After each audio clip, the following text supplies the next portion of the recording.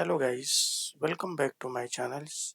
सो आज के वीडियो में हम बात करेंगे phase equilibrium, that is most important topic and exam point of view. So let's start. चलो शुरू करते हैं क्या होता है। So phase equilibrium is something like quantitative treatment of system in equilibrium. Equilibrium पे हम बात करते हैं फेज के बारे में। So phase rule is an important tools that used for the quantitative treatment of the system in equilibrium। Means quantitative treatment करते हैं सिस्टम का in equilibrium। According to phase rules for the system in complete internal equilibrium,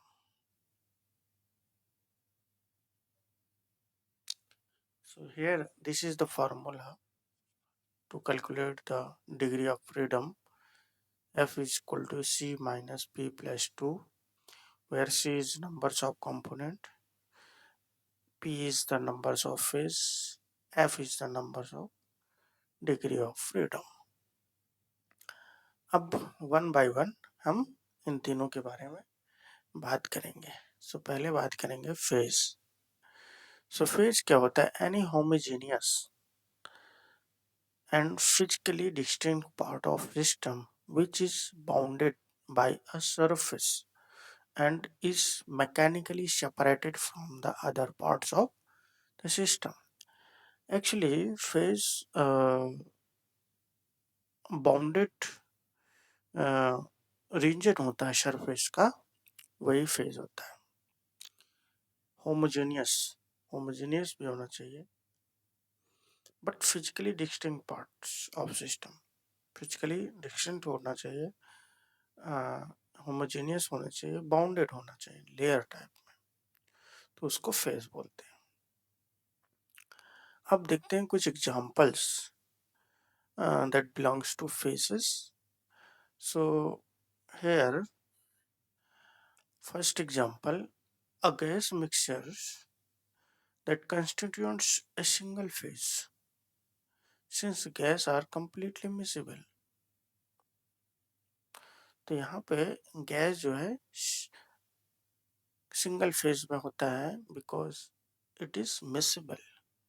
okay, अब immiscible liquid के बारे में बात करेंगे that constitute different phases like carbon tetrachloride, water, which do not mix with each other but form two phases।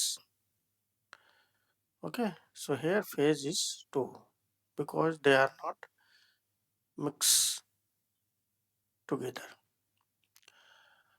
Completely miscible liquids such as water and alcohol and benzene and chloroform constitute one phase of system because of it is completely miscible liquids, so that the phase is 1। Decomposition of calcium carbonate, another example, last example, uh, decomposition of calcium carbonate into carbon dioxide, calcium oxide, calcium carbonate decompose into calcium oxide solid and carbon dioxide gas। So here basically two are solid phase and one is gas phase, so total three phase system here holds this calcium carbonate decomposition। Okay, so here is total three phases। अब हम बात करेंगे components के बारे में। Components क्या होता है? Numbers of components of A system at equilibrium. यहाँ पे हम जो भी बात करेंगे इक्विलिब्रियम पे बात करेंगे। So at equilibrium is defined as smallest numbers of, यहाँ पे देख ध्यान दें, define as smallest numbers of independently variable constituents by means of which the component by means of which the composition of each phase can be expressed either directly or in terms of chemical equations. For example, water exists in three phases: ice to liquid and vapor.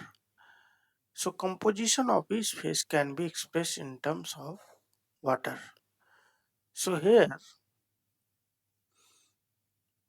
सारे फेजों का, जो liquid, vapour और ice है, इनका जो है composition एक ही है, लाइक वाटर ही है, but phase are different. So therefore water exists only one component. Okay, so all are exist in single component. अब हम बात करेंगे सल्फर के बारे में. So sulfur exists in four phases, as we all know, such as rhombic sulfur, monoclinic sulfur, liquid and vapor phase. But since the composition of each phase can be expressed in terms of sulfur only, so here the component for this will be one only. Okay, because for all cases हम express करते हैं sulphur form में, इसलिए इसका component one ही होगा, but phase are four. Okay, अब हम बात करेंगे डिग्री ऑफ फ्रीडम के बारे में. So numbers of independent variables such as temperature, pressure, concentration are composition which must be specified in order to define the system completely. Thus, the state of pure gas can be specified by the two variables P, T or PV. Since the third variable can be calculated from the equation of state, this means that the pure gas has 2 degrees of freedom. Okay, so here is the formula to calculate the degree of freedom. F is equal to C minus P plus 2. So if F is equal to 0, the system will be invariant. F is equal to 1, the system is univariant. If F is equal to 2, the system is bivariant. If F is equal to 3, the system will be trivariant. Means यहाँ पे variable बढ़ते जाएंगे. Okay, यदि degree of freedom बढ़ता है तो variable उसके according बढ़ते जाएंगे.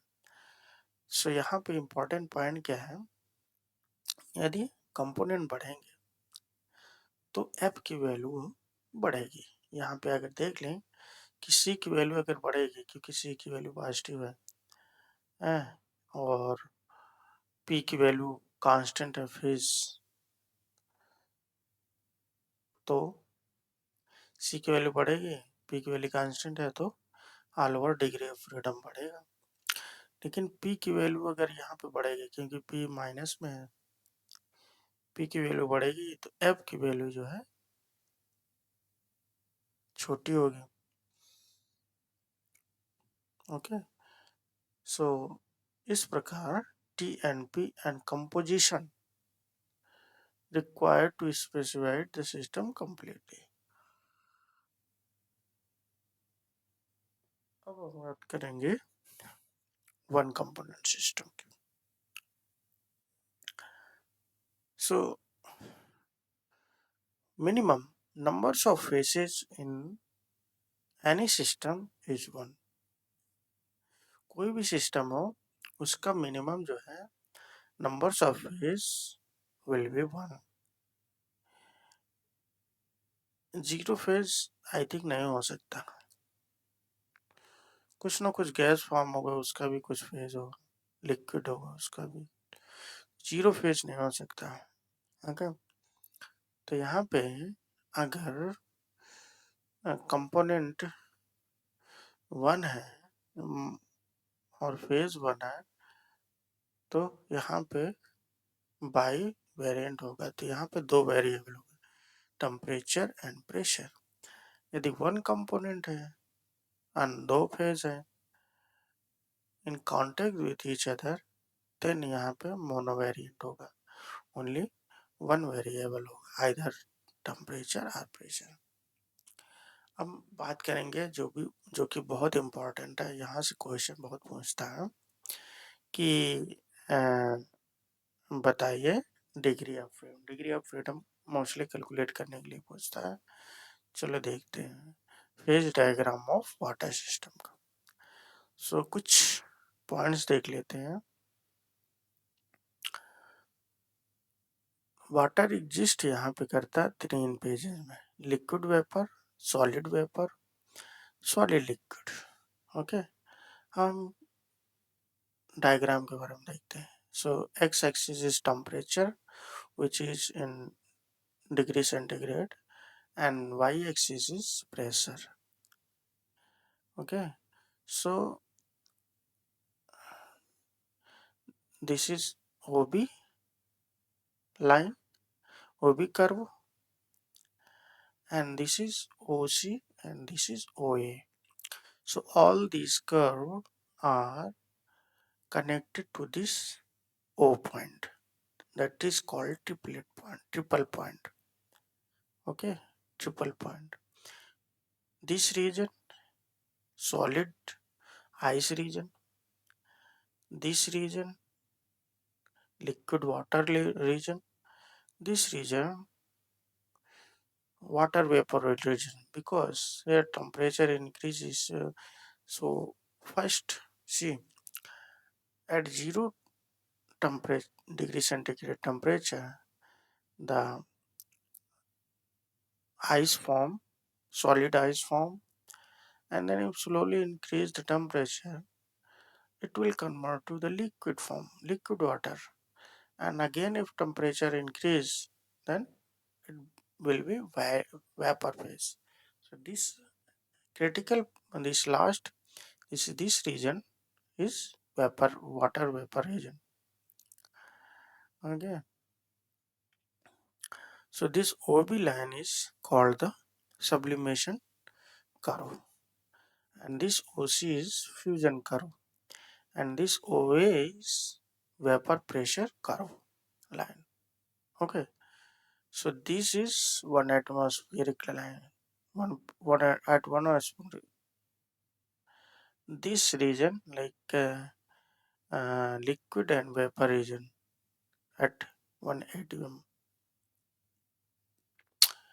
and 4.58 mm. This is triplet point. Okay, अब हम बात करेंगे OA, which is most important. This is OA. This OA line represent equilibrium between, as I told, liquid and vapor at different temperature. Okay,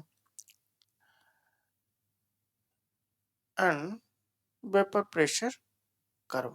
This is called the vapor pressure curve.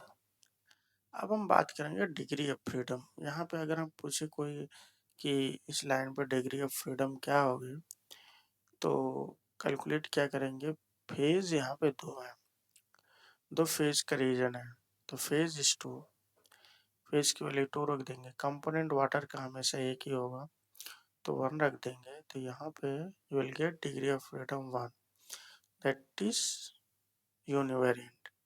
Okay, अब हम जो कि mostly कई exam में पूछ चुका है, at 0 point triplet point पे डिग्री ऑफ फ्रीडम कितना होगा। Okay, so simply we put the value here, component 1 है पी इज फेज। यहाँ पे ध्यान रखने योग्य है कि पी की वैल्यू, जो फेज की वैल्यू यहाँ पे 3 है। This region is vapour region, this region is liquid, this region is solid region. तो यहाँ पे 3 फेज का सेंटर है, तो यहाँ पे फेज की वैल्यू 3 हो जाएगी। So all over you will get the 0 degree of freedom.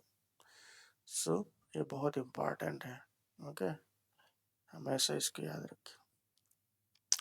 अब लास्ट, इस वीडियो के लास्ट पॉइंट पे बात करेंगे, that is phase diagram of sulphur system.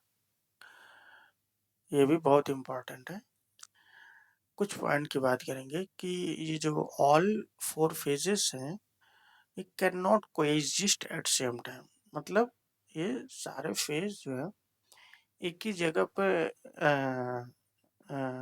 किसी एक पॉइंट पे नहीं मिल रहा है। जैसे कि यहाँ पे ओ पे मिल रहे थे सारे पॉइंट्स, कर्व जो है ओ पे मिल रहे हैं, बट ये सल्फर के केस में ऐसा नहीं है। ओके, देखो यहाँ पे एक बन रहा, 3 मिल रहे हैं, यहाँ पे 3 मिल रहे हैं, 4 फेज नहीं कहीं पे मिल रहा है। ओके, तो यही वही कह रहा है कि all 4 phases can not coexist at same time. Okay, तो ये जैसे डायग्राम है, ये X axis temperature, Y axis pressure, और ये ओ ए जो है सब्लिमेशन कर्व है। Okay, and this OB is the sublimation of SM means monoclinic। monoclinic है सल्फर, और ये BC जो है R be called the OC। OC transition curve है। यहाँ पे टेम्परेचर 150 एंड 1290 एटमॉस्फेयर प्रेशर। सो हम रीजन की बात कर लेते हैं। 4 रीजन कौन कौन से हैं। सो ये पहला रीजन सॉलिड रीजन है। ये याद रखना कि जो स्टार्टिंग का रीजन होता है 0 टेम्परेचर पे, वो सॉलिड रीजन होता है। Solid SR, SR means rhombic sulphur. Okay, फिर दूसरे रीजन की बात करेंगे मोनोक्लिनिक। सो ये वाला जो ये इसके अंदर वाला है, ये मोनोक्लिनिक सल्फर फेस का रीजन है। तीसरे की बात करेंगे तो ये लिक्विड वाला रीजन है। ये ऊपर वाला लिक्विड सल्फर का रीजन है। नीचे वाला वेपर वाला, ये पूरा इतना यहाँ से नीचे का वेपर वाला रीजन है, vapour region, and this is line called the vapor pressure curve. Okay, and this BC is the fusion curve, SM monoclinic curve. So A is the sublimation curve, this is OA is the sublimation curve, SR of SR like rhombic sulfur curve. Okay, rhombic sulfur phase. SR and SV are equilibrium. SR and SV are equilibrium. ये SR है और ये SV है। ये अगर ये दोनों का रीजन करें तो यहाँ पे इक्विलिब्रियम में है, तो वो मोनोवेरिएंट होगा। Okay, two phase are equilibrium then call the monovariant. अगर दो फेज की वैल्यू 2 रख देते हैं यहाँ पे और कंपोनेंट 1 ही है, तो 2 कट जाएगा तो 1 बचेगा, इसलिए मोनोवेरिएंट हो जाएगा। Okay, O point is transition point. जो ओ पॉइंट है ये ट्रांजिशन पॉइंट है। Transition O point is transition temperature. ये टेम्परेचर है 95.8 degree centigrade. At this temperature the rhombic sulphur changes into monoclinic. जो रोम्बिक सल्फर है ये चेंज होता है मोनोक्लिनिक सल्फर में। रोम्बिक सल्फर चेंज होता है मोनोक्लिनिक सल्फर में। O is the triplet point. ये जो O इज है यहाँ पे ट्रिपलेट पॉइंट है। ओके, कौन कौन से फेज मिल रहे हैं? सॉलिड, मोनोक्लिनिक और ये वेपर फेज, 3 फेज यहाँ पे मिल रहा है। तो ये ट्रिपलेट पॉइंट है और 3 फेज मिल रहे हैं। सो ये कोएग्जिस्ट करते हैं at equilibrium. Okay, so I hope you understood the all over things what I have discussed here in this video. अगर वीडियो पसंद आया तो वीडियो को लाइक करें, चैनल को फॉलो करें, यदि कोई डाउट है तो कमेंट करें। Thank you for watching.